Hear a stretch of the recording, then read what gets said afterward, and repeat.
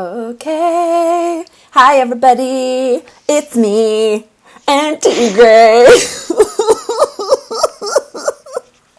This is my buddy. One of my best buddies. It's the most professional introduction. So I'm going to go ahead and see if I can. Oh, no. What did I just click? No! I get it all set up. This happens to me every time. I get it all set up so I can do one thing and then lies. We're going to do we're doing a live recording of Medicine Color podcast. This is Tigre Bailando, incredible visionary world artist, and I'm thrilled to share this presence of this human with you today. So that's what's happening, and we're just, there it is, live. Found it. I have a question. Yeah, babe, talk. How do I share your thing? You're going to scroll down until, like, the page is weird, but you'll scroll down. Is it up? Yeah. Oh, I see. There I am. Okay. You found it? Cool. How does it? It's Bali. Whatever. It never works. Bailando. I know, but when I'm tagging on this thing, it never works the way that I want it to. It's fine. Okay. Soul human. Oh, that's not what I want to do. It's Tigre and me. Did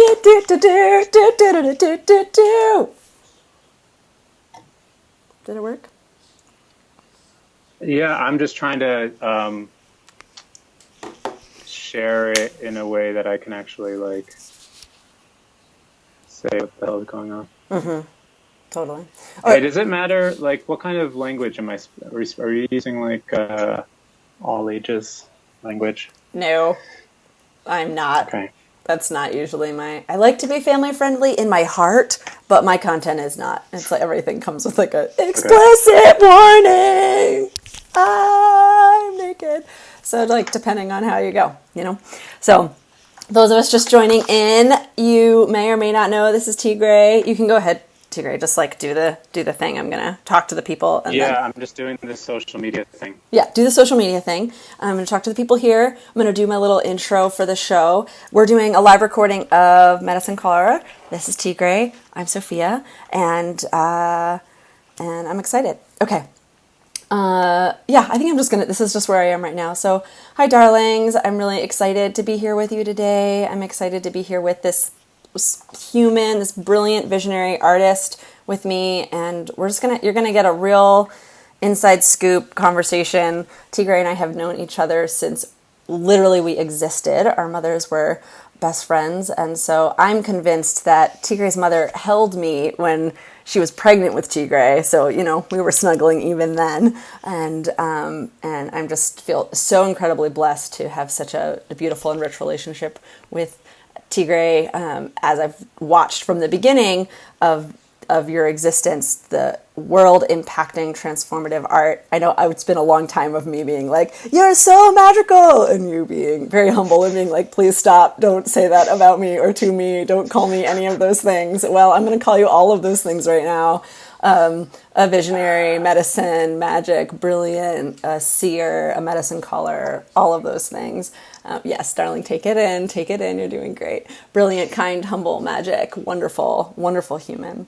And I'm going to give you just a little blip. Walking across the wide range of mediums and disciplines, Tigre Bailando creates large-scale installations, sculptures, murals, and performance works across the country and around the world. You should see this stuff. Check it out. It's gorgeous. Tigre holds a BA from Bennington College and is recent recipient of the honorarium grant from Burning Man for the interactive sculpture of the Salachi, by the by, birthing a mythic sentient being into the realms of humanity. # real life. That's you, Tigre. Thank you for that. Currently on public display in downtown Fremont, California. Don't go see it now, but go see it when you can move around again. Tigre is It should be up until next June, so hopefully we'll be able to go outside by then. Definitely, I'm confident. Tigre Bailando is a core member of the avant-garde performance company Bad Unki Sista. Did I just trash that? Bad Uncle Sista. Oh, Bad Uncle Sister. Yeah. Bad Uncle... Oh, you mean Bad Uncle Sister. Bad Uncle Sister. And I go, my God, I can't help it. Wow. Okay. And wow, the whiteness. Okay. And a regular collaborator for the Embodiment Project Dance Company. They're Spanish. One, oh, yeah, I feel like if I redid it right now, Caleb would still keep in all the fuck ups. Like I could just, I'm like, just do it. Like Tigre Bailando is a core member of the avant-garde performance company Bad Uncle Sista and a regular collaborator with Embodiment Project Dance Company. Their self-claimed superpowers are they feel strong feelings, make pretty things, motivate and inspire folks towards their creative potential. To which I can say, it's true. It's true, it's true, it's true, it's true. So welcome. And welcome, Tigre. Hi, darling. I Hi. What the fuck is going on? Like, how is this? What do you mean? Like, what? Casual. Something out of the ordinary? Is something out of the ordinary? How? What's it being like? What's it moving through in you? Like in this time? This. I mean, also okay. So I'll say this, which is that I like when we checked in today. I was like, I'm checking in on the quantum field, and it's like it's intense in there and beautiful, and a lot's happening, and there's a lot of shifting. And then and then I check in. I like go and I check the news to see like where's the quantum field report matching up with kind of manifested shared reality. And I said to you, like, turns out they were pretty on point. Both pretty kind of all there. And so what do you through all of the lenses, like what do you know? What do you see? What's happening? And how's it feel in you? Maybe that's like what's it like just for you? Like not like you don't need to give like a report on all of the like we all know, right. Everybody knows what the hell's happening.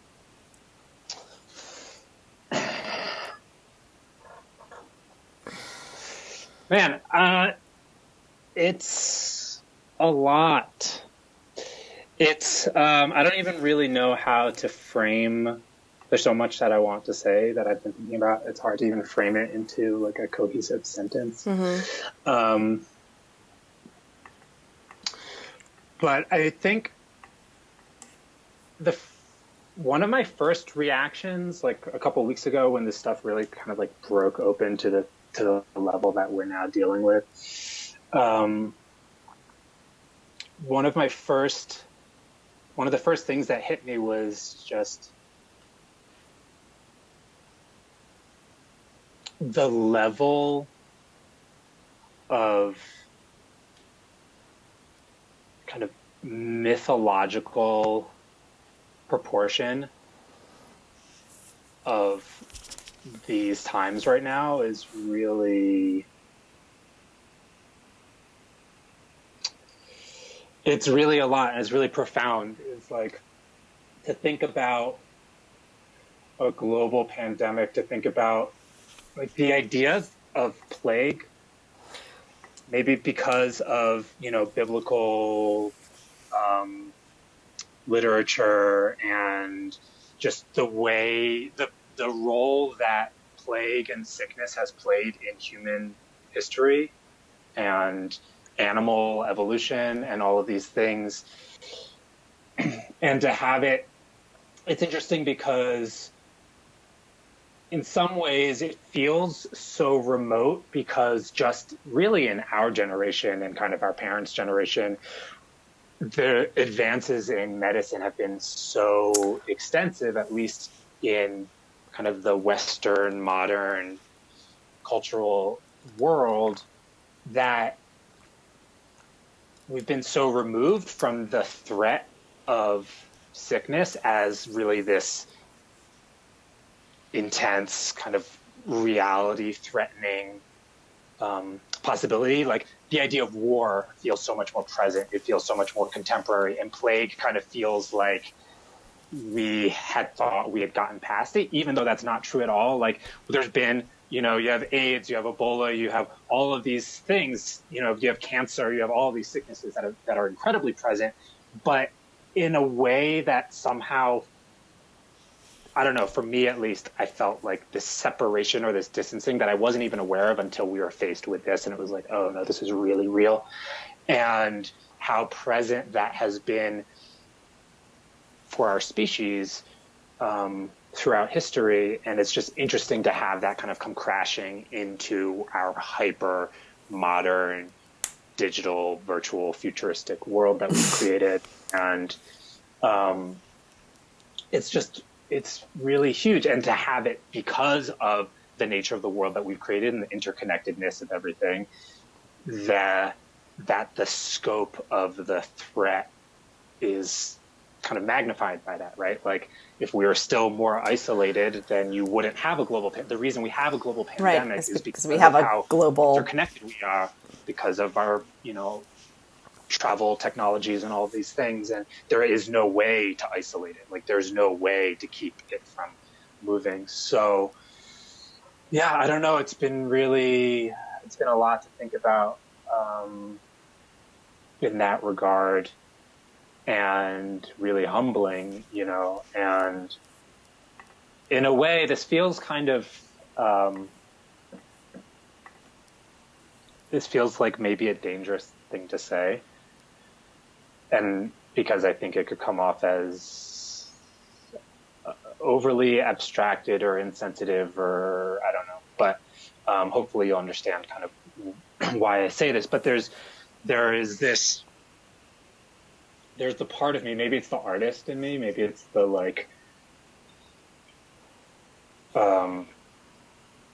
there's like an excitement to it, right? Like there's a way that from stepping back, almost from like an ancestral point of view, to be a part of a scope of something like this, in the same way that like I would not ever actually want to live through the Great Depression, but the scope of, or the Holocaust for that matter, or the Trail of Tears, or all of these huge, literally world-changing events that were these huge markers, these, are the archetypal historical moments of our cultural lineage. And to be present in that, for this to be our generation's experience of that, it's just, I mean, I guess maybe it's not exciting in the way that like it is just, like every generation has had that and this is ours.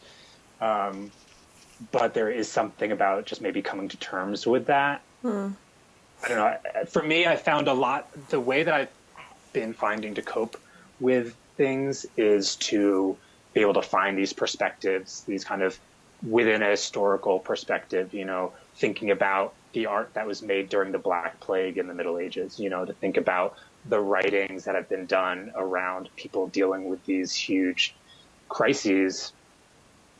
Helps me to feel like it's not so much the unique failing of our generation or our culture, which it feels like so many things have been that, so many of the struggles we've been going through in terms of government and in terms of kind of all of the human societal challenges feel so much born out of the culture that we've created. Yeah.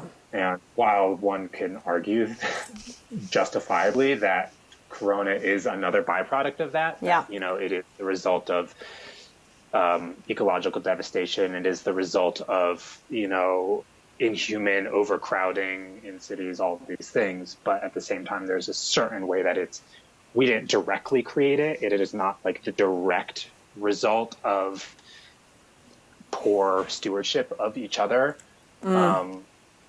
There's almost like some inevitability, like animals evolved dealing with viruses and bacterial infections. Like there are theories that the reason we're attracted to symmetry in partners and even aesthetics, that like our interest in aesthetics, our tastes come from a biological development, because an organism that is constantly fighting off infection or parasites or things like that tends to grow and develop asymmetrically. So if you have developed symmetrically, if your antlers are similar sizes, if your eyes are more or less balanced, it's in kind of subconscious indication that you're able to, protect your own organism and therefore can pass those genes on to your offspring. And so there's a whole theory about like how our conception of beauty is directly connected to the Our immune constant systems. of, yeah, totally. Yeah. Right. And the So constant it's just presence all of of, these right. things. Yeah. Yeah. I'm so grateful for that perspective, Tigre, because I've been, especially I was saying like the past few days when I did like, and I haven't been like under, or, I mean, I do kind of, in some ways, I live under a rock in a very intentional bubble. That's true. But, it's not like I haven't been looking at all, but I did take some time to really kind of go and look a little bit more. And for me, I've just really been digesting. In my last episode before this one, I talk a lot about how, maybe I didn't say it there and I'll say it here, which is like, because what you're bringing to mind is like, there's no wrongness in death. There's no wrongness in illness. Like that's hard for people to hear. It's hard for people to hear me say that. Like there's no wrongness when a heart stops, when the breath stops. Like that's part of what we do here. Everyone, the plants, the animals, the beings, like that's not wrong. The Right. factors that go into that, the tragedy, the injustice, those cultural systems, those things that you're talking about, like, oh, that's real. That's heartbreaking. That's where I feel inspired because I feel like that's where we can make change, right? Where it's like like the fight against death. And sure, whatever. I mean, it's easy for me to not fight against death when I have a spiritual perspective that is immortal, right? Like it's like I make a lot of Right. peace with my like it's fine that we die because like I have a deep comfort in like that we don't die, you know. And you have a relatively healthy body and you have, a lot of the immediate attacks, Yes. you have some support or protection from. Yeah. Yes. Just to recognize like the privilege of like it is easier to have a kind of peaceful, disconnected relationship to these things when they are not immediately attacking you or all of your loved ones. For sure. 100%. Like 100%. Absolutely. And I think that feeling for me, we're talking about like overcrowded of cities, like that like it's like it brings it closer to home. And that's like a whole other, I don't know, do I want to go there, do I not want to go there, like that feeling of like I'm not in my birth city right now, which is Philadelphia, which is way denser than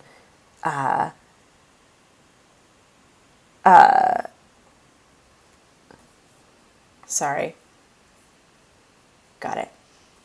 I didn't know that this thing did comments. Like it just that just happened. Oh, the live thing? Yeah, the live thing. So it just my app just Yeah. that's what happened here. I was just like, Got what it. is that is because I didn't see the other one. I just saw yours. So Uh-huh. okay. Go ahead. You're not in Philadelphia, which is a denser place. Yeah, and that's part of my like looking, and it's like, oh, my womb hurts talking about it. I don't think it's I'm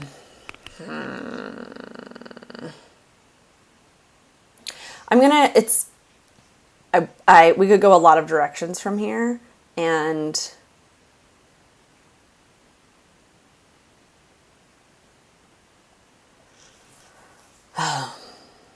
I guess I'll say this. I think I'm not the only one who is, it's like, yeah, like I am like not wanting to say the thing. It's, I called a friend of mine and was just like, I am just in such a place at this moment and I don't feel untouchable. I don't feel like I'm so far out or so disconnected that I'm untouchable, that I'm in Asheville. It's not disconnected. There's people, but it's not dense where I am, and I feel a lot of privilege and I feel a lot of beauty, a lot of spaciousness around it. And this like heart palpitation and this feeling of like, almost this feeling of like, should I go back to Philly to like help, or should I like call my family and be like, get the fuck out of there? Like those kinds of like questions or voices and coming up. And for me, just coming back to like,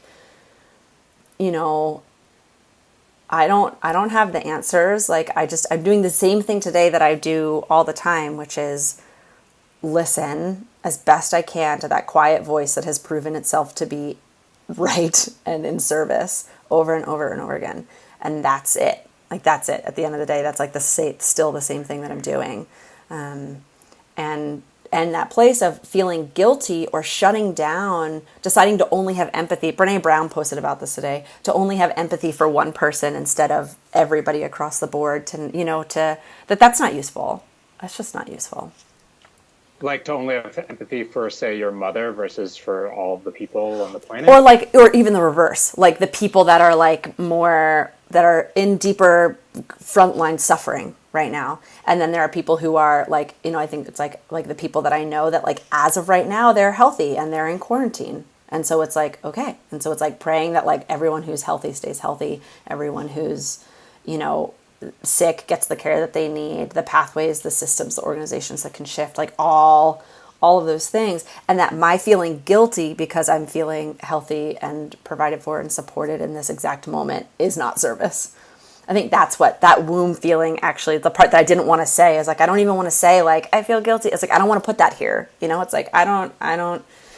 I don't even know. It's like, is this useful to even, it's like, I don't know. I'm cut this from the episode, maybe like having a real question of like how much, like how, like that, it's like that was what coming up for me. Like, is this really of use to be like, it's like, I try not to spend a lot of time there to look at like what's useful.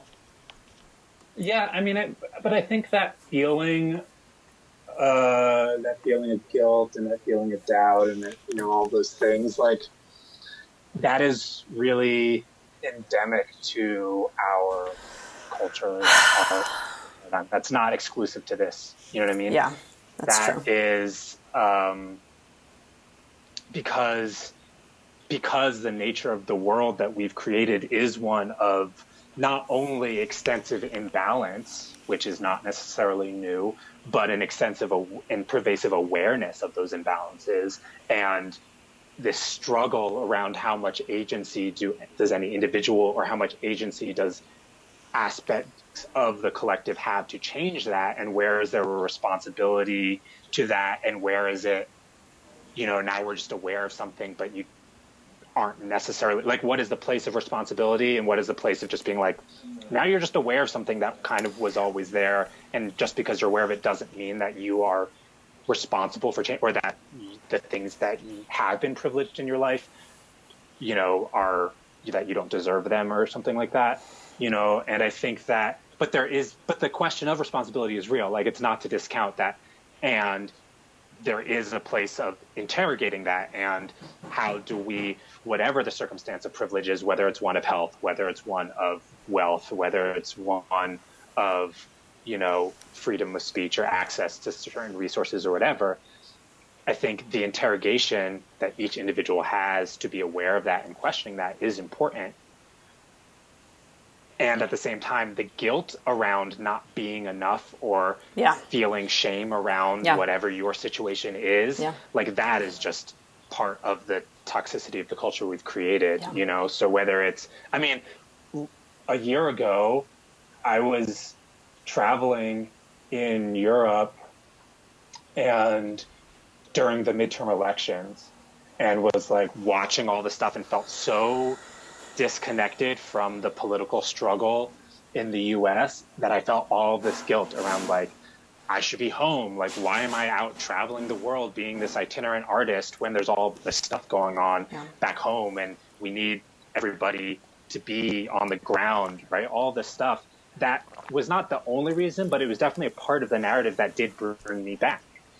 That I kind of abandoned this, I'm going to travel the world making art thing. I was like, I need to do that here. I came back, I was not necessarily any more helpful or productive to the struggle, because I was responding from a place of guilt. I wasn't responding from a place of like, this is where I'm meant to be right now, and and it took me a year to get to a place of actually even being able to contribute anything, and it isn't necessarily in a way that I would need to be on the ground. Right. But there was an important, and I'm not saying that choice was wrong either, because it was about listening to recognizing that I do feel a responsibility to my country and to my people and to, I think it was important to recognize that, but also to recognize the place that's just like the guilt of just, you're not enough, you should be doing it differently, et cetera, et cetera, et cetera. Right. Yeah. And I think that also to look at that guilt a little bit more carefully. Yeah. I think there's something about, the modern age is an age of individuality and individualism, right? The American dream the American kind of paradigm is about championing the individualism. It's what came out of, all the European, the Enlightenment, all of these things was kind of this shifting from the group collective experience into one of this, the all importance of the individual over the group. And, you have all this, with our kind of democratic mythology and things like that. And I think it's complicated. I think you can't see it as just bad or good, right? That like what you gain from that, there are beautiful things that have been gained from the heroicism of the individual myth, right? You have this, and one could argue that it is the natural progression of culture to achieve that, or at least it's just what has naturally progressed in our cultural lineage. But there's a lot that is lost in terms of what it is like for a collective of human beings who evolved to rely on each other and evolved to create these systems of interrelationality in order to survive. There's a lot that's lost in that, and so you have that dichotomy. And so I think maybe, who knows if it could go another way than to have that, the tension, the guilt kind of comes from that tension of like, we know that there is a responsibility to each other. And also we've evolved over generations towards this idealism of individual freedoms and this fear and skepticism around the dangers of being absolved into the group, right? And the way that that becomes oppressive, right? They both have their shadow side, and their light side, right? For sure. Right? Individualism has the shadow of isolation and of cold attachment and of egocentrism and greed and all these things, and the collective has the shadow of oppression and of containment and this kind of like the tyranny, right? Which is tyranny generally also has that shadow individual, right, whose power is right. But it's just it's just the complexity of it, I think, is what's important to work through. Yeah, I had one friend of mine last night mention that sometimes guilt is like a more convenient feeling than just being in the empathy pain that I have no control over, right? Of like that. And it was so funny because I literally just posted a blog post and wrote a newsletter on 3 things that you can do to, like, when you're feeling the collective pain and suffering, to transmute that energy. And I like just released that. I was talking, I was like, it's like, this doesn't feel useful. And I was like, oh, she's like, I think you might be avoiding pain. I think that guilt space is a way, it's like blame and shaming. It's a way to discharge pain that's like not really effective, because guilt is rooted in blame. And so to like shift that and be like, oh, okay, how can I move this in a way that's, I think for me, like more, that I can digest it, right? And that I can like wake up and go ahead. Well, no, I was just going to jump off that and say that, guilt and shame and these things are a way of establishing control, right? Because it's projecting a sense of order, right? It's projecting a moral sensibility that says that there is a right and wrong way for the situation to unfold, and that there is somebody whose fault it is, and there's somebody who should be doing it differently. And by doing that, you're creating a framework, you're creating a structure around the chaos of the world to say, okay, now I at least can understand it. I can control it. I can say, this is what's happening. Even if I don't like it, even if it feels bad, it still feels like I have some power. Whereas sometimes just being in the messiness of it, of just saying, yeah, it's complex and it's complicated, and there are things that I can't even understand that are just beyond my comprehension and certainly beyond my direct control. But then there is this part where there is agency and control, right? Like it becomes this complex Right. weave, this complex web. And I think that is really hard to sit in. And we're constantly, as human beings, projecting a sense of order and a sense of structure and a morality that helps us to kind of step back and feel like we know what the hell is going on. And Yeah. perhaps that's the pain, is the pain of being like, I'm just an animal in this world, Like, and I'm trying not to get killed, and also trying to survive and trying to take care of those that I care about. And like, I don't know, maybe, a hawk in the form of some virus is going to come out of the sky yeah. and snatch me up, and there's nothing I can do about it. Yeah.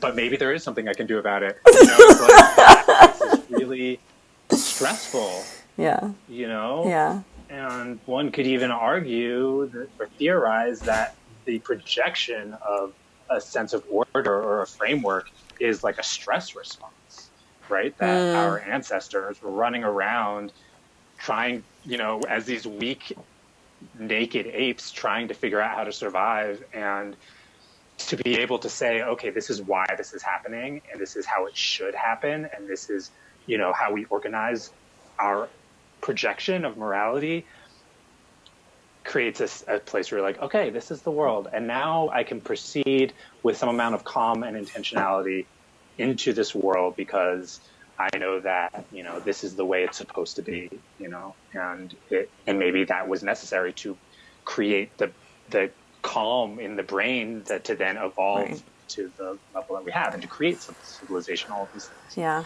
I definitely have a sense of like it's some advanced shit to like sit without a construct. It's like Yeah. and then like what do you do, right, like without any construct? And so I tend to lean into like, yeah, we do make a, like we will make a construct, and so to be conscious about what construct we make, and so for me that's my like medicine heal. That's where like it's like I'm not confused, I'm transparent, like I am consciously reshaping and intentionally reshaping my construct and my viewpoint, because I gotta have one. Like I go and I visit as best I can a space where there isn't one, and then I'm like, well, I still gotta like eat some food and like make some choices, and like I still have a body, and it's like it wants to be touched. Like it's like there's things to like navigate, and those will happen inside a construct, like and so to be creative, which brings me kind of to this place of can I ask you a question? You open that like a, yeah, okay. How does art play in? How does the creative process play into construct, global crisis, either direction there? It's like same, Yeah. yeah. Well, I think one of the things that's really important about art is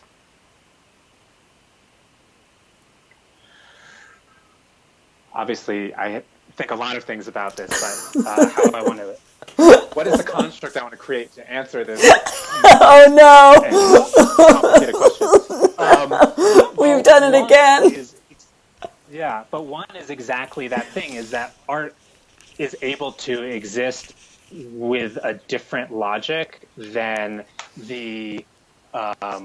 or even a lack of logic. But I don't think it's a lack of logic. I just think it's a different type of logic or reason within its own sensibility that the verbal Apollonian mind just doesn't operate in that way. And so but our minds are not, and our experiences are not only rational and verbal, right? They're this tiny thing. It's like the sense of the ego, which is, the part of the psyche that operates generally through a rational Apollonian mindset. That only grasps this little bit, and it's what we tend to rely on, but it is very insufficient for dealing with the entire scope of what it is to experience the world. And so I think that art, whether it's music or dance or painting or writing or cooking or whatever, these other ways of communicating and expressing open up a language that is part of how we function that we can't experience just through words. And because the language that we use and operate in has a direct impact on how we process and perceive the world, the ability to operate with an artistic language also allows your brain to operate in a broader, more complex and nuanced way than just the verbal place. You know, I think that's part of why we have this idea that artists or creatives think differently, because they do, because they're using a different language, and the amount of languages you use is the amount of ways and perspectives you have, right? Like if you are fluent in Mandarin and English, you have a much broader ability to understand because of the differences in how those languages order the world, right? It's like your language is representative of the framework you have access to. Right. So I think art is important in that regard, and it allows us to go into the subconscious, to go into archetypes, to go into all of these other places and draw forth that knowledge, or even just process it, right? There's expression, but there's also just the ability to process it, and there's the intelligence that comes out of that. And I think those things are really important, especially when we're dealing with things that are beyond, like how many times can we talk about the same set of facts that we aren't even totally sure are Are really real. that, Yeah. Are that factual. Yeah. right? And then that those little bits of facts are only a small portion of the actual experience that we're having. So I think that is an incredibly important thing about art in these roles, whether we're dealing with plague, whether we're dealing with war, whether we're dealing with, climate crisis, all of these things, that to have that broad of a range to talk and process and engage with what we're struggling with gives us the tools to actually process them in a really important way. And then going back to what I was saying about, the historical context and things like that, you have this ability. You can go back and you can read Shakespeare's sonnets that were written in quarantine. You can go back and you can read, or you can see these sculptures and these relief, works that were created, half a millennia ago during the plague.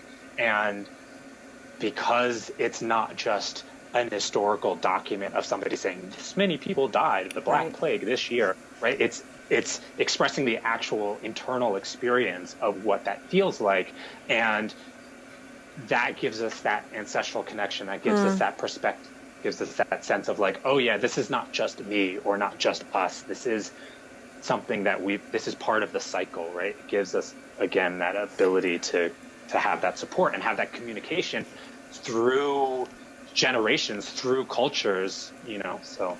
It's like a continuity of experience.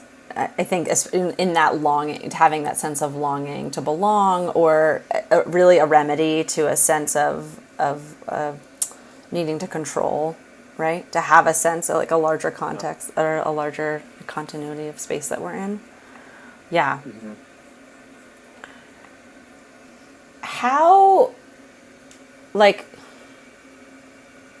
are you digging into your art right now? What art's like? What are you like cooking? Can you feel it? And what's that like for you? Like maybe it's not now. Like maybe it's like a longer timeline or a shorter timeline, but what's like? Yeah, it's an interesting thing. I always have so many things bubbling inside that don't always get to come out, and there have definitely been a lot of things that I had just kind of told myself had to get put in the back burner because I had all this work stuff. It was like, I'm still making art, but it's like a very different thing when it's for a job and it's a commission and blah, blah, blah, versus like just what my innermost heart needs to say. So it's interesting, I think there is, for a lot of people, again, this is like kind of a tricky thing to say, because it's easy to be misinterpreted, but there is a great blessing, and there's obviously a privilege in being able to even see and hold it as a blessing to have, this time and space, and all the things you're seeing people create and share, and all the shifts that people are kind of like filling the space because they're like, well, what else am I going to do? It's like, it's an interesting experiment to be like, okay, what do you do when you remove the rat race and all of that stuff that we've been conditioned our entire lives to prioritize and to see as, being inescapable and unstopping, and we just have to like put all of yourself into just fitting it because that's how we need to survive, because that's the way we've built the world. And when you press pause on that, Yeah. and you're like, all right, never mind. Actually, it's like, nah, that's on hold. So what do you do when all of that inherent creative energy, because humans, our evolutionary niche above all things is our creativity, right? It's like, that is Our evolutionary niche. That's how we evolved. It is. I mean, that's my belief. If you look at birds, and birds have wings, and you look at, cats, and they have claws, and they have their agility and things like that. Human beings have creativity. We have the ability to problem solve. We have the ability to like take in information, run it through all of the other things we've experienced, or things that we've been told, or things that we've, inherited, the knowledge we've inherited from our ancestors or from our parents. We have all that enculturation, and then to synthesize that, you have the thesis, you have the antithesis, you have the synthesis to create something. That's how we evolved. That's like what our ancestors gave to us. So you take all of that energy that isn't going to go anywhere, and you're kind of like, all right, do what you will within your home by yourself, or like through some weird screen virtual reality we've created. I could touch you this way. Weird, see? but touch you. Go ahead. But to go back to your actual question, so it's this thing that it's like, okay, here's all this time to create, but then still that guilt voice comes in, right? Because you're like, yeah, I have all this time, but also this is crazy, and I need to process, and I need to just kind of like be with it. And the functions of the brain don't necessarily go away just because we're in this like special quarantine situation. So then you have the like, expectation. Well, like, now all you have is time, so don't really have any excuses to not do all that stuff that you always say you wanted to do. Yeah. So it's been this balance, where, I have all of this work I want to do that's either already was present in me that now just has like sees an opportunity to come out, or a direct response to working with this stuff, and some of it has been happening, and some of it is still kind of incubating. I've done a lot of like, like I outfitted my garage into like a proper shop and studio, Hey. and I, kind of like home building, like creating this space type of thing, and like going and getting all my stuff from LA, and consolidating all of my things and all of my energy and whatnot. And so there's things that I'm like, yeah, but that painting series I've been wanting to do, haven't quite gotten there yet. And it's only been 2 weeks, and half of that was spent doing all of this really important stuff. But I mean, I've been getting more into music. Like I was saying last night, I just kind of set up a really awesome rig that I've been wanting. Like all of my toys and instruments and stuff, and that has always been. I have a question. Keep going. It'll be there. Music for me has always been like my most personal healing kind of, it's because it's not how I make my living. It's not what my artistic reputation is based on. It's not how people really see me. And so there's a freedom in that, in addition to the magic that is music, that is unique just to music, to our sonic experience, and the fact that it's vibrational in a way that's different from how visual is vibrational or movement is vibrational. So I've been getting back into that, and has been really awesome to just like create these kind of sonic wombs, just like ambient looping, not like trying to make a song per se, but just kind of creating a space that I can then just be inside of. So that's been fun. I want to do that more. And there's a lot of stuff, that I'm excited to work towards and to explore, and been thinking a lot about,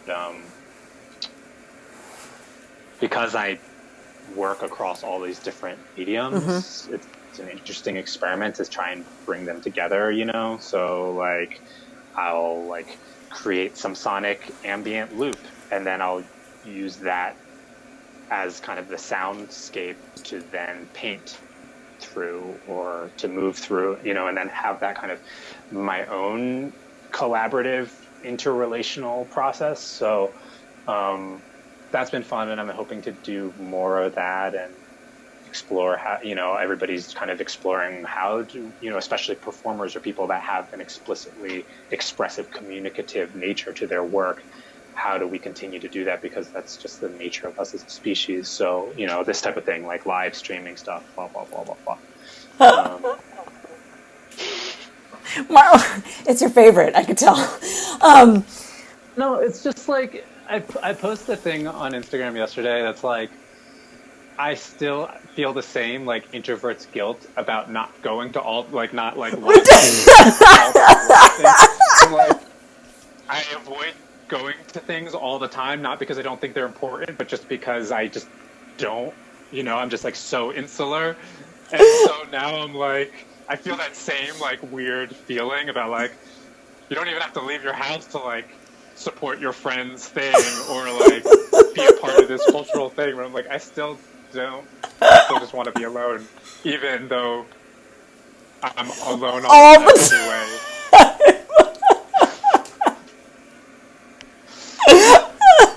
Thank you.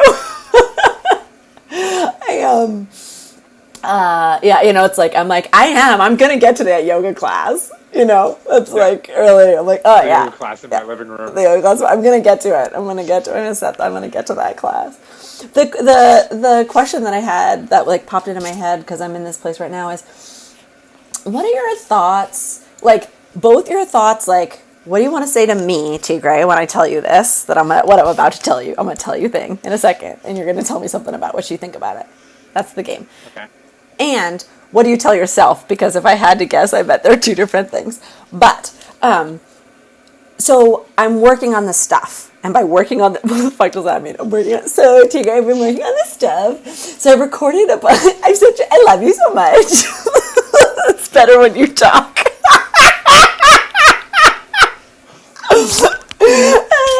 Okay, so I've recorded a ton. And by a ton, I mean like 11 songs in one day when I was moon lodging. That's a ton. Like I went to my car and I, which by the by, people, if you don't know, it's best to turn your car on or don't turn your car on. Just know that when you go to turn your car on, the battery's going to be dead for most of us. So just side note. But that was fine. I didn't need the car. I needed the sound booth. So I went to the car and I sound boothed and I recorded like 11 tracks. And then I came in and I have these other tracks that I've made, like a couple tracks that I made. Wait, you sound boothed in your car? Yeah. Like I took my microphone and my computer, my headphone, and like I did my recordings in the car. Fill it with foam? I didn't fill it with foam, no. That's what I was picturing, with like foam panels just like shoved into your windshield. That would have been good because you do hear all the birds in those recordings. The kids was not all the birds. Chirp, chirp, chirp, chirp, chirp, chirp, chirp. They're so sweet. As I'm like, restore the temples. The birds are like, chirp, chirp. Do you know that chirp, they're talking? Yes. Tell me about it. I do, but tell us about it. No, just that. I just think it's interesting. I think it's easy to forget that all the sound we hear is right. Like, we're just like, oh, yeah, it's just the sound of nature. It's like, no, they're all talking. They're talking. No, can I tell you something, though? This is my branch. And if anybody wants to come have sex with me, we can do that. But if not, stay away from my branch. The other bird's like, well, this is my branch, so stay away from my branch unless you want to have sex. Then we can do that. But if not, stay away from my branch. He's like, well, I found these seeds, and I'll share them with a couple of you, but not with a bunch of you. So if you try to come over here, I'm going to peck at you or fly away if you're big. This is just what's happening. Well, and I had this experience a week ago, where I was walking through it, the birds sounding completely different. And I was walking through the woods, and I was like, I could just feel it. I was like, these birds just got news from New York, and Chicago and Florida. Like it sounded so different than any other day before or after. It was like the news came through, like all the birds were breathe. Exactly. They were like, yo, check out 95. Check it out. It is so slow. They're just like freaking out about it. Those giant annoying steel birds are gone for some reason. Yeah, it's really, except the trucks, bless the trucks. So yeah, just like, like that really. So birds are great. I didn't foam my car. I did record a bunch of tracks. And they're really raw, right? Like they're really raw. That was the medicine that I was doing, you know? And so I keep going back and forth of like, do I go back and rework them and make them into this like piece? Or do I share this like raw medicine in the middle of this like raw time? Mm-hmm. Tigre. Oh, so is that your question? That's my question. It's an actual, should I do this? Well, like an either or question. Well, it doesn't need to be an either or answer, right? I mean, like that's the conversation I've been having. And that's my own answer, right? Is like, Sophia, that's my answer. Sophia, it doesn't need to be an either or thing. You have a million options, right? Like you can redo one of these tracks, I mean, you have 11 songs. You have at least 22 options.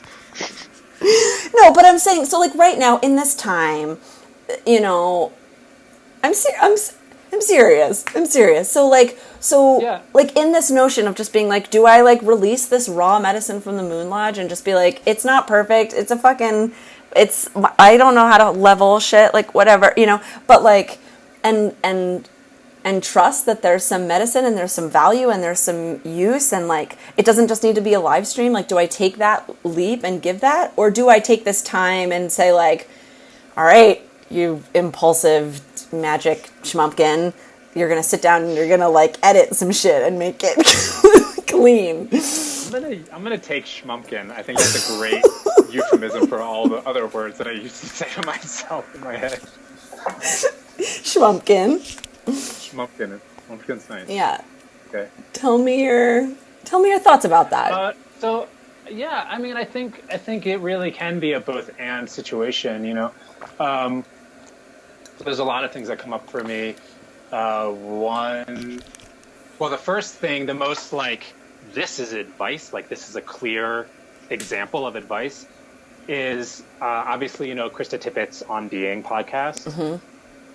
And, you know, she does this thing where they release like the edited, this is a podcast, and they release just like the uncut interview, like this is just the whole conversation, just like whatever you want, you know, and they just do both of those. Yeah. And so I think there's that option, right, where you're just giving people options, and you can release those raw things, you can release them now, and then later you can, whatever, you know, put up an album on Bandcamp or whatever the hell you want to do of, you know, this is like the really, you know, that could take a month or a year or 10 years or whatever to kind of refine that. And you can give both of those options. You don't have to pick one or the other. And you can also do that from song to song, right? You can say like, okay, I'm going to release this super raw, improvised whatever song, and then these other ones I'm going to kind of hold.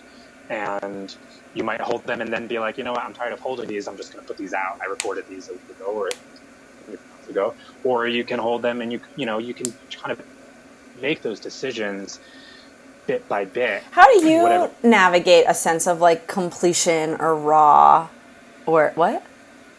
I'm not done. There's another thing I want to say, which is, I think it's also one of the things I've been thinking about is the collective response to the isolation and the quarantine and all of the like tizzy we're all in about the apocalypse and how quickly we are to jump to be like, this is the end of the world, blah, blah, blah, you know, and the compulsion, because we are so social and because we've created this weird virtual reality interconnected network, that everybody's just like, all right, we're sharing stuff, free streaming, global virtual dance party, blah, blah, blah, blah, blah, you know, and I think that's great and that's beautiful. And also it's important to interrogate the compulsion around that and the sense of, again, that sense of like, am I doing it because I feel like it's my responsibility to do that? or not even my responsibility, but my duty, my obligation to participate in this, cultural crisis moment, to share things. And I think it's just, I mean, for me, I've been having to interrogate that, because there's a part of me that's like, oh, you should be like live streaming your process and bringing people into your studio and blah, blah, blah, blah, blah. But the truth of the matter is that, like, I'm an intensely private person, and especially my well-being and my internal world is so important to protect that. And while I think it is good to feel a little bit of pressure to lean into the digital social world as a way of sharing, and there is a lot of beauty that comes from being kind of like pulled into sharing something that you maybe want to keep private, like that, there's positive to that. But I think it's also important to recognize that, like, you could just not release any of it ever, and that would be too. Right? It could just be the medicine for you. It could be the process of doing it. It could be whatever you learn. I just got, when I got all my stuff, one of the things I got was this portfolio of all of these works that I did years ago that were just generative. They weren't, and literally nobody has seen them. It was all these like drawings and whatever, and maybe some of them look good and maybe some of them look like crap. But the point, it was a very like specific ritual process. I like locked myself in my apartment and I just like made art for like 3 days straight. And that generated the seeds of what became the Salachi, what became, all of the big super public works that have come out of that. And I think partially the importance of protecting those seeds and not being like, oh, I need to like show people every, because the world is hungry for content. Like, we have to be careful about that also, the compulsivity of it, So, can I take one break? I just need to get my charger. Yeah. I'm not fully for this. I'm not fully prepared for an hour and a half conversation on the live stream. Hey, babes. Anybody who's live with us right now, if you want to pop in with a question or a comment, I know how to see them now, so you're welcome to say hi for a minute while they go grab their charger, and you don't need to, but my life cord. What? Your life cord? Your umbilicus? Yeah, my umbilicus. That's a fun word. Umbilicus. Umbilicus. Now I'm done responding to your question. Thank you. Thank you. I don't know what my other question was, but I have another one now, which is,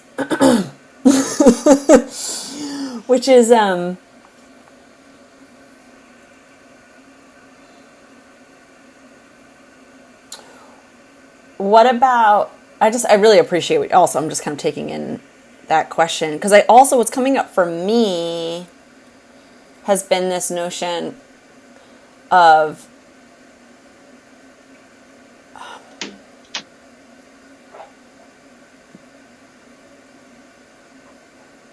like, doing the things that I've wanted to do. For instance, like these live broadcasts, I've been wanting to do them, on Facebook or YouTube or something for 2.5 years since I started my podcast. I was like, I also want to be doing this. This makes sense to me. And I'm just kind of finding my way into it. So I'll say that to anybody who's like listening or watching, like I'm open to like feedback and comments of like inspiration of like what would be like really, or like, yo, you should obvi. I'm learning about all this stuff. And so I just kind of, I've taken this moment to do the things that I said I wanted to do. Now, I also was preparing for that. I don't really think there is a separate, but I was preparing for that in the past year and change anyway. Like I was already in my own personal process was prepping to just like do this. So there's a piece of like this. I don't have a sense of urgency of like produce content. People need more content right now. I do have a sense of like, there's a certain kind of medicine that needs to be supported and amplified. And that is, I'm doing it anyway. So like, let me literally just turn this on and let people hang out with me while I'm doing it. Cause I have to do it, for myself. It was like last night when I found myself in this landscape of guilt, I was like, obviously what I needed to do was just do a practice. And if I wasn't going to do it for myself to like live stream it or call a friend or do a thing, to like do it with somebody, because that's how I work. And so so I think I'm also just having this, I really love this idea of you like collaborating with yourself. And when I check in with myself, it's like, it feels pretty simple in terms of like, just, there's no right or wrong answer. Like it's not 11 songs and it's not one thing. It's a bunch of songs and they each, that conversation. But I think my question that I want to ask you is, in that process of art, whatever it is, music, painting, drawing, sculpting, building, praying, ceremony, like, right? Like dancing, movement. Mm-hmm. Where's that interplay of craft, perfectionism, sharing it before it's done? Because there's an element of the rawness to me. I'll say this specifically kind of while you brew on that too, which is like, there's a rawness of it for me that's like, aesthetically, it's not pleasing, but like soul, like medicine wise, I'm like, it's there. Like, it's there. And so like, how do you, like that, the interplay of that? Yeah, I think that that is a question that just kind of um, belongs to each moment, because each each organism of artistic expression, I think, has its own level of refinement or lack thereof that is part of its value. So if you look at punk rock, if you look at artists like Jean-Michel Basquiat, or just like street art, there are these art forms that the strength of the work is its rawness, right? Like if you were to take a Basquiat painting and like get all the figures, sense, it would be dead. Like, what would be the point of it? And the same thing with like punk rock. Like, you see that where you'll see bands that come out and they're really young and they're raw and they're just like straight from the heart. And the point, and it's like a calculated aesthetic of not being overly refined. And then sometimes they'll shift into refinement, and sometimes they pull it off and it becomes something different that is beautiful. And sometimes it loses its soul because its soul is based exclusively in that rawness, right? It's like lava. It's like that's what it's meant to be. And so I think that that is a question where there's no blanket answer, right? And it's up to the intuition of the artist to understand, is this work that is meant to be raw and unfiltered and rough around the edges, or is it meant to be refined and graceful and take time, And that's something it's interesting. I just got a bunch of my old art works that have been in storage, and I'm looking at them, and a lot of the work that I was doing, the first sculptural work I was doing in 2014 or something, a lot of it that was deliberately very raw. Like, I was literally driving around, picking up trash off the street, and then I would go, and a lot of it I was doing live. So I'd go to like a party or a So like club the or big a ones that you're festival or talking about whatever. building, right? Yeah, not like the giant festival things, but the kind of assemblage pieces that I have with like the masks and all the wood and the antlers and stuff. And those were meant to be really raw, and they were created really quickly, and it was about the fluidity of the moment and sharing the creative process. And they were done, in an evening or whatever. And that was the point of them. And I look at them now, and there's an interesting separation where I feel like my work has been moving away from that and wanting more refinement. But it doesn't mean that those pieces aren't important to exist the way they are, and I have to kind of fight the impulse to be like, oh, I'll just kind of like fix it up and like sand it a little bit and repaint it, But it's like, that's just, let that be what it is and make a new work now that is in a language that feels appropriate to now, to however I want to create. And yet still like that, there's still things that, like last week or something, I live streamed, this music ambient session that I was doing, and that stuff is super raw and super vulnerable, and not something I feel, I'm still learning, like remembering how to just, loop a sample, whatever.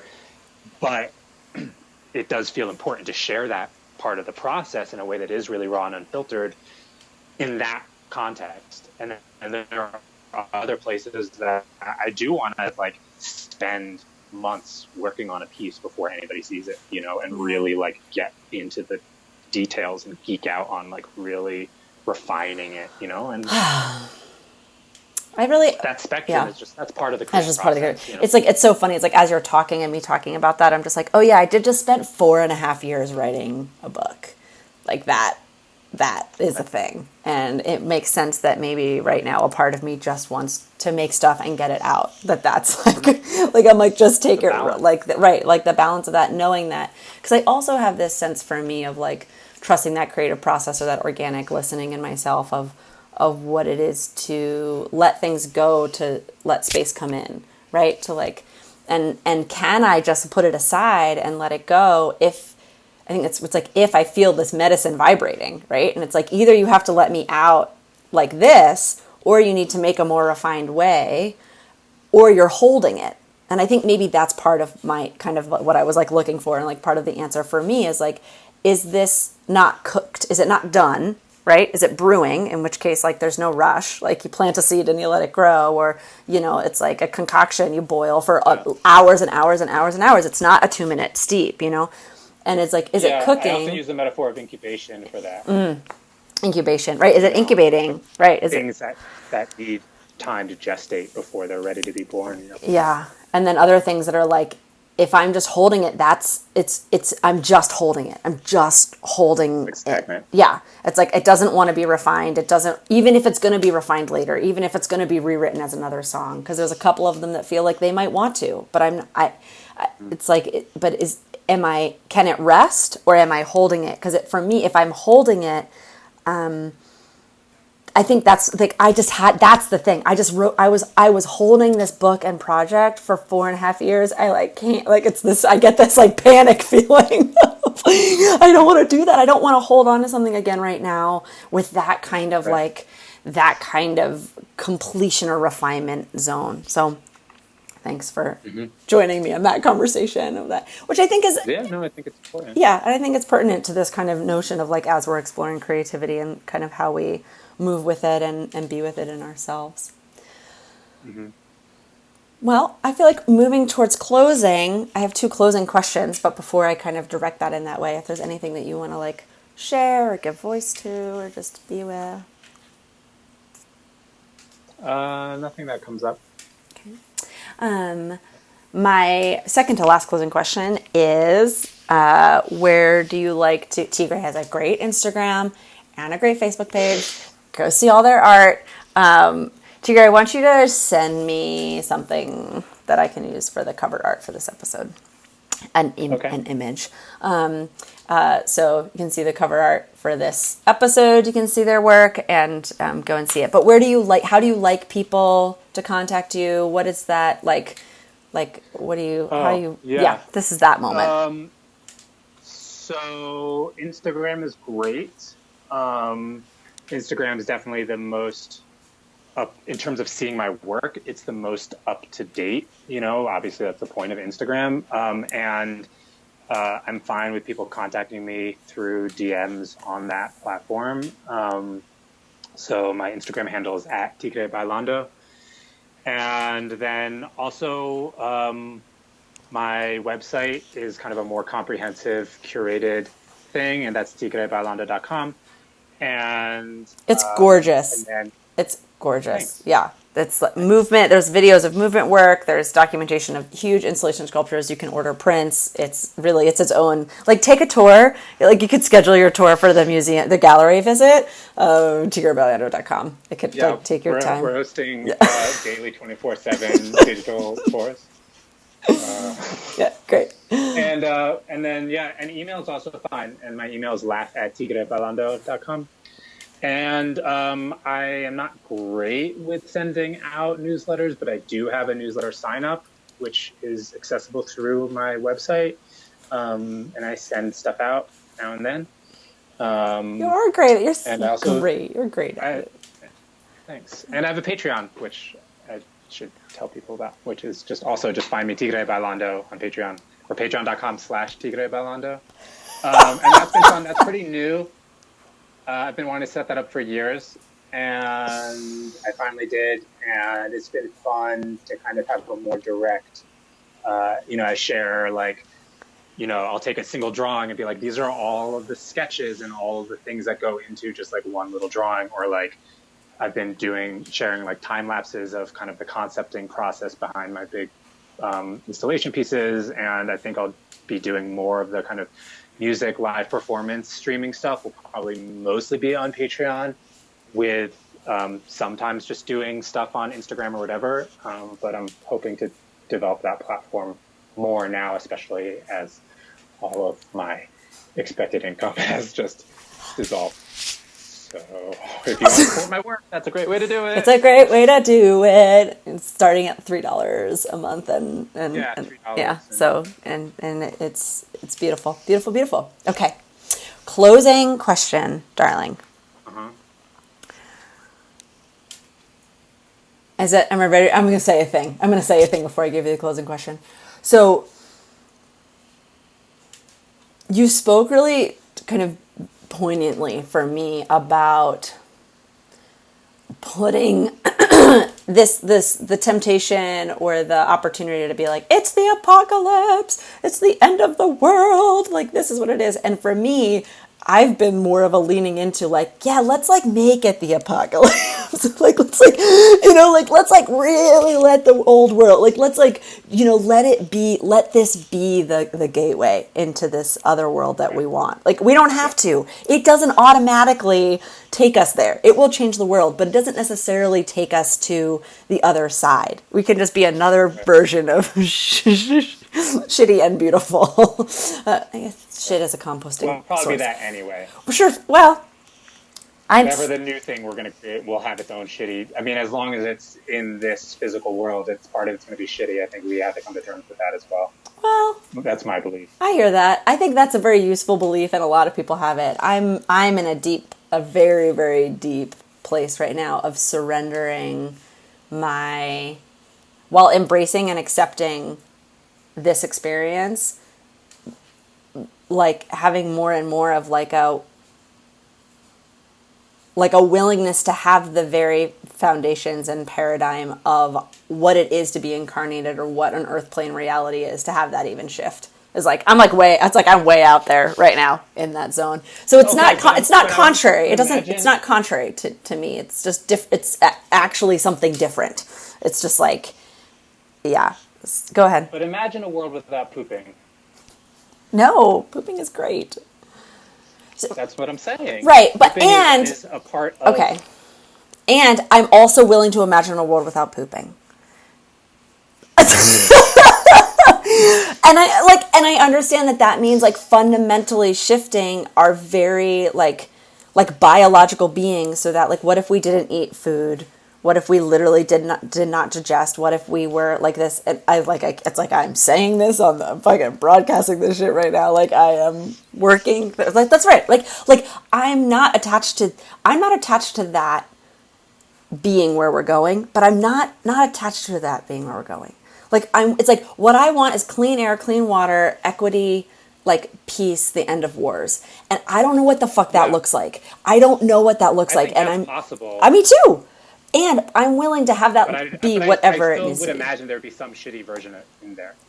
Just and that's it's like instead of having diarrhea, you just have like a clean bowel system. Like good shits. That's what I'm looking for. Excellent compost, good shits. Yes, good shits. Exactly. Nice. Yes. But I think for me, because I just in the quantum field, in a healing for me in the past 2 weeks, I really was shown, I've been really looking at addiction pathways, abuse pathways, like in the collective, and seeing this addiction to heartache, this addiction to sadness, this addiction to this, to that. And so I'm very proactively being willing to like, what do I need to surrender? I believe that it's probably closer to what I know to be true or what we're experiencing than farther. Like it's more likely it's good shits than that we don't have digestive systems, right? But in my surrender, in my humbleness to be like, I have been addicted to sadness and I don't want to be, right? Like in my like humbleness of just being like, I have participated and perpetuated so much of what I say I don't want, right? So I'm willing to, whatever that looks like show me an alternative, because I I'm not the place that like my little ego mind is not going to be the place that comes up with the better version. It's just going to come up with a different version of this. It's going to come up with a different looking same version, you know? And so being open to connect to that place, like really in that like source creative beyond my limitations. Like, and so I think that's what's coming up for me is like holding this line of I'm just willing to have it be beyond my comprehension of peacefulness or beauty or function or form, like shape shifting. Like it's possible to me to see a wave go across the planet and like what was once a abandoned trash mountain become a field of with wildlife, or Plastic Island in the or Pacific plastic Ocean. island be whoosh. Like there's no reason why on like an autonomous quantum field that can't fucking pulse through and become a different landscape. Like Well, so yeah, I think. Go ahead. no, so it's not that I want to sit here and be like, I don't know. It's the opposite of saying like no to what you're saying. It's like I just feel like it's like I just want to. I need to be. I'm feeling called to be one of those places where it's like I'm holding the door open. Of like Yeah. I'm holding the door open. Like let it be even more than I could imagine, and even more gorgeous. And like what is a joyful landscape that. And when I had the healing around the addiction to sadness, the transformative healing pulse of grief was intact. That's a different thread, you know? So Right. it wasn't like I was shown this place where it's like there's no care, right? But my But it's understanding. not like the positivist like rejection of negativity No. because blah blah blah blah. No, but it is an understanding of can I experience grief differently? And the answer is I will. When I'm no longer addicted to sadness, I will experience grief differently because my previous self would take that and like feed it into this story and identity and experience and like and when I'm not interacting with that, and I can say this present moment, like that was like over a week ago now for me right now.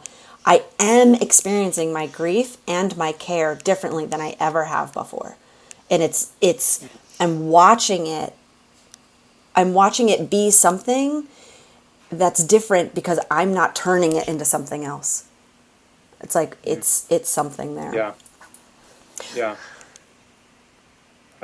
Something I'd like to share in response to that that actually happened this morning. Um, so, as you are aware, but maybe not many people even who know me or know my work are aware, I have struggled with a lot of uh, depression and like really addiction to a depressive mindset, and especially spent a better part of the year and a half or so waking up every morning being hell, spending hours in bed just like really intense, self-abusive, really hard place. And through a lot of work was able to come out of that just in the past couple months really of this year, to really be in a much healthier place at how I'm engaging with my life, and came to realize that a lot of that, the function of that was to kind of create a cocoon. It was to try and protect me, it was try and create this place of quietness and solitude and darkness and all of these things that felt so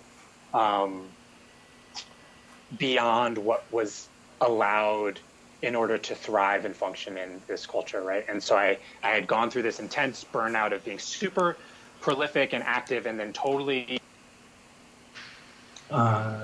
mining all of my internal resources, and then just being stuck in that place for years, of really not being resourced, and using these kind of unconscious processes as a way to try and regain some of that space and darkness and all of that things, right? But in a really painful, not healthy way. Anyway, this morning I woke up and I had a moment of that voice coming back, right? Really recriminating, really kind of hateful, abusive voice coming back. And there was this moment where I was like, you don't need to do that. Like, you have the space. Like, you're going to get up and you're going to be in your space with your partner and, you know, have your practices and take care of your home and do your things. And, you know, for all that is unknown and all of the, you know, discomfort and all of the fear, like it was interesting to have that internal conversation, be like, this is actually, we don't need this. Like, this is unnecessary. And to be able to just let it go and acknowledge all that kind of in a pre-conscious state. Um, really, you know, it was really interesting to feel that.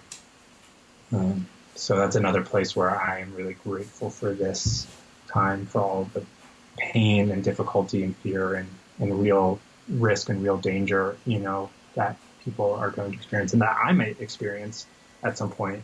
You know, I think it is nice to have such a stark and clear reminder of the beauty that is in this moment and to be grateful for it and aware of it.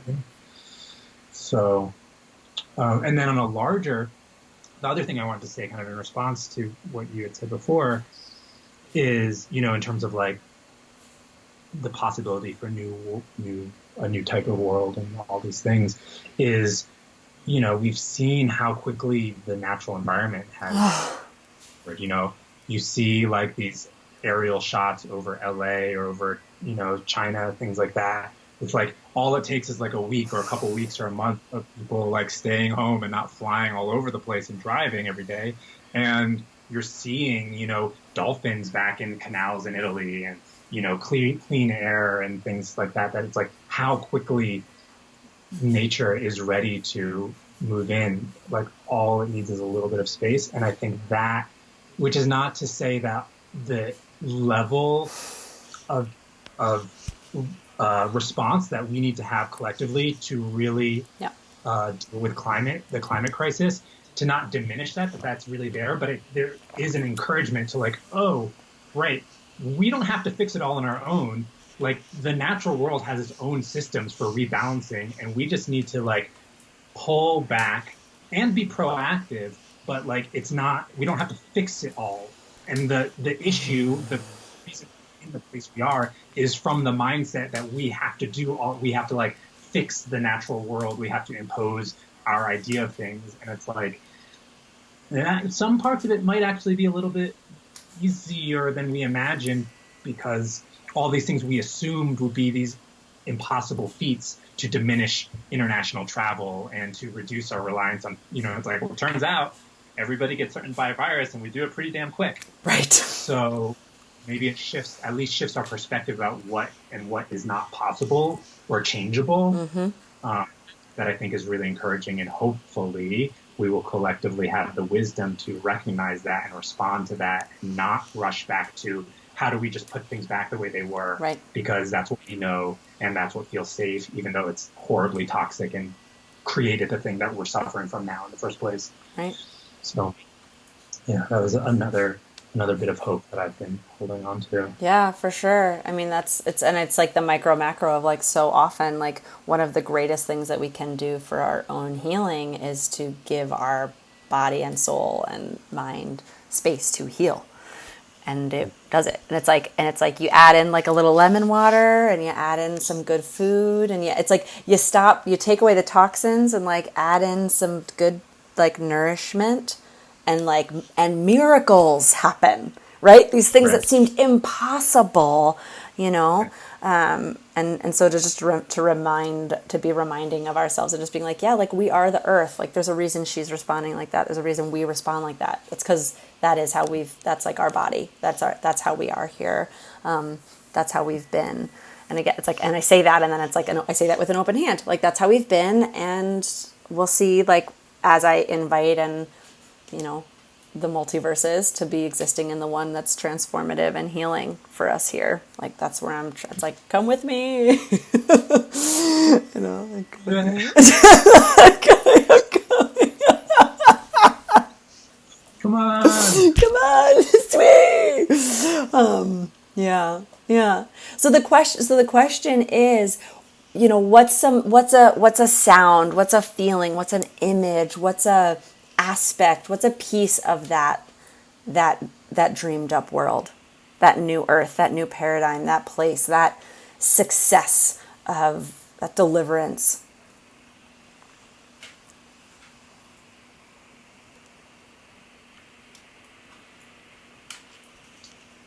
Well, I think the only thing I can do is respond with the thing that comes up that is not linear or logical or have like a really clear, you know. But the image that immediately came to mind and that has been present um, with me during this time is um, a skeleton, but like a skeleton dancing surrounded by flowers, like in kind of like an aura or a bed of flowers. And then there's also like a snake kind of intertwined. It's like a skeleton kind of dancing intimately with this snake surrounded by flowers. Very Grateful Dead, which is Not your usual aesthetic per se. well, no, but their art department for sure. Not so much their sound, but definitely their. I was definitely surrounded by the art that came with their music and culture, and that is something I've always found a lot of beauty in the knowledge and the wisdom in that. You Yeah, know, their that sense of the Grateful Dead. You know, like all of the poetics the that they Grateful use. Dead. The sound is not so much my style, but like the language that they use, I think is beautiful and powerful. But yeah, that image, whatever it is, what it is, you know, death and transformation and flowering and beauty, and you know, so Yeah, I love that. And I've been getting this message a lot recently, and I think I wrote it down, but I'm not positive. So let's see.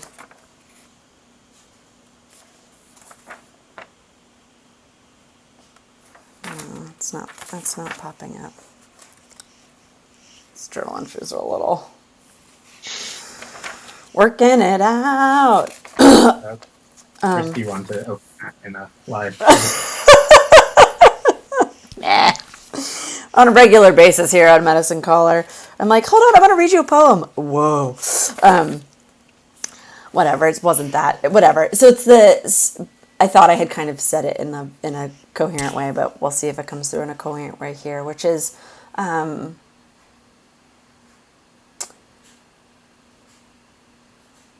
I just keep hearing the message. You think it's all about death. It's not. Death is always about life.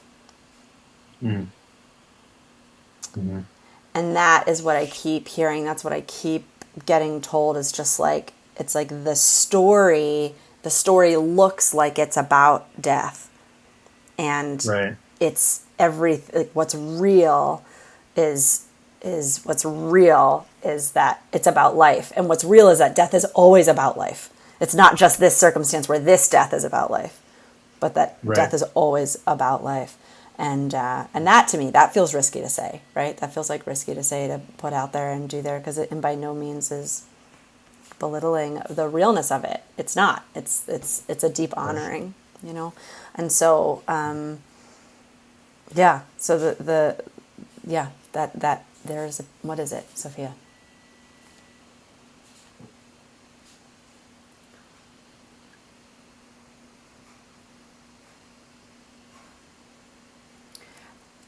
The courage to let in our own selves and in our culture, our ways of living, like what we're talking about, not so fast to go back, even if we're given the opportunity, right?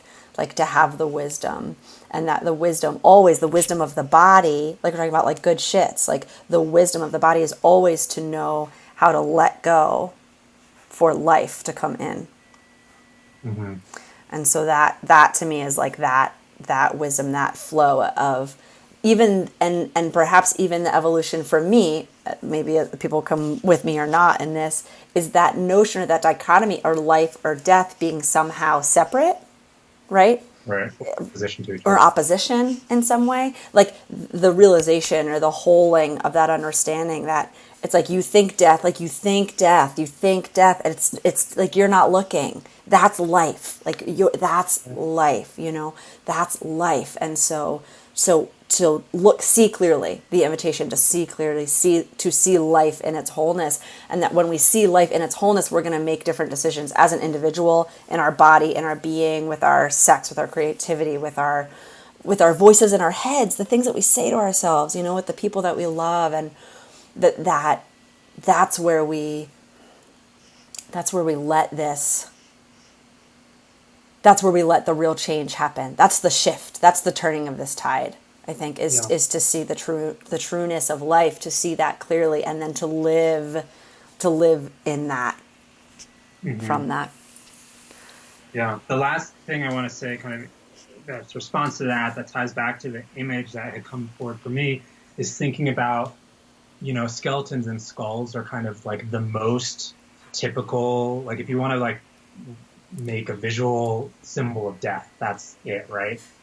But like our skeletons are the things that are inside of us all the time. Like we are, it's the thing that's inside and it's the thing that's necessary. Like if we didn't have them, we would not be able to function. Like they are the structure of our lives.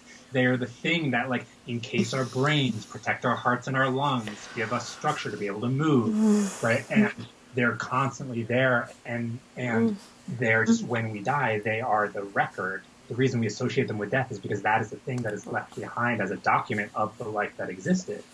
And so to maybe to take death and let death inhabit all of the richness of the reality of a skeleton or a skull in how it actually functions in the world, which is as an underlying structure that allows the life to continue and to be what it is. I think maybe if we can have death participate in that role, then that kind of brings that sense. Like that, I don't know, it's a visual metaphor that kind of holds what you're talking about. I'm going to have to listen to what Yeah. you just said multiple times. Is like actually what's happening for me right now. That was like, you're like literally, and then like all I could see was this like hollow through my rib cage, and then I was like dreaming, like I was like dreaming, and then I came back and was like, I'm gonna listen like multiple times. Like what you just said was thank you. It Yeah. like took me on a journey, and I'm gonna like let that cook, which is useful because it's podcast, so it's on record. It's the bones of this conversation. There's a recording. That'll be the bones of this conversation. The life that's there, the record. I mean, you said record. It just like opened something really like behind my belly button. It's like, oh, and that piece I'm talking about, like finding a new understanding of safe and holy structure and support and container for life. Yeah. Yeah. So calling that in. Sacred, darling, friend, beloved, schnuckums, Schmumpkin. What was it? Schmumpkin?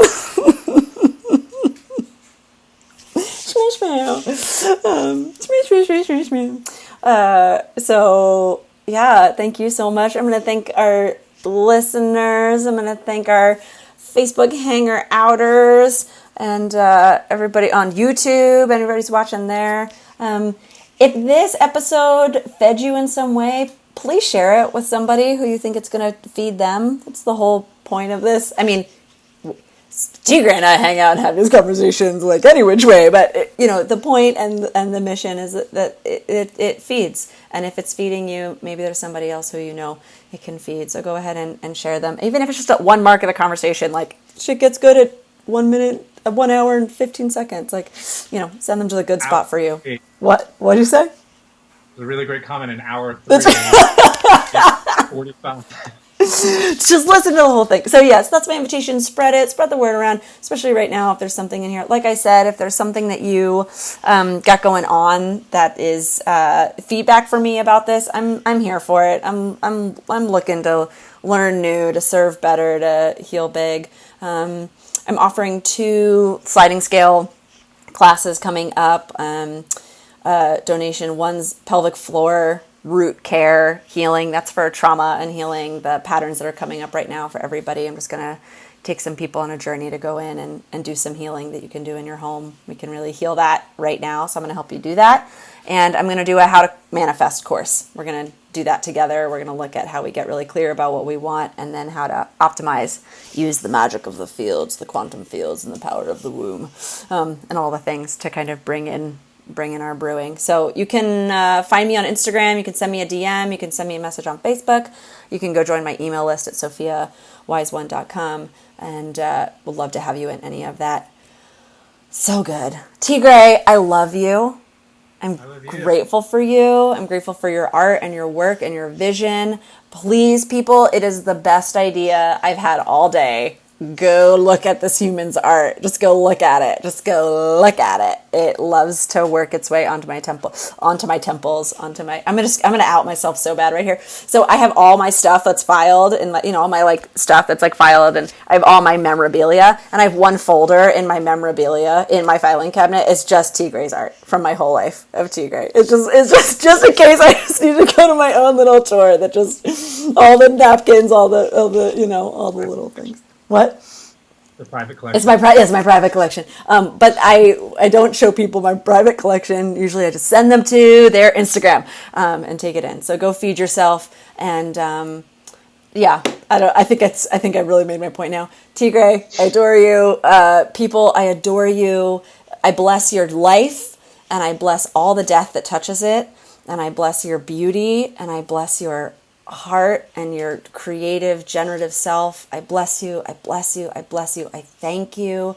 I bless your struggle. I bless your courage. I love you. Love to all, light to all, peace to all. Be well. Take care. See you next time. Bye. Mazel tov. L'chaim.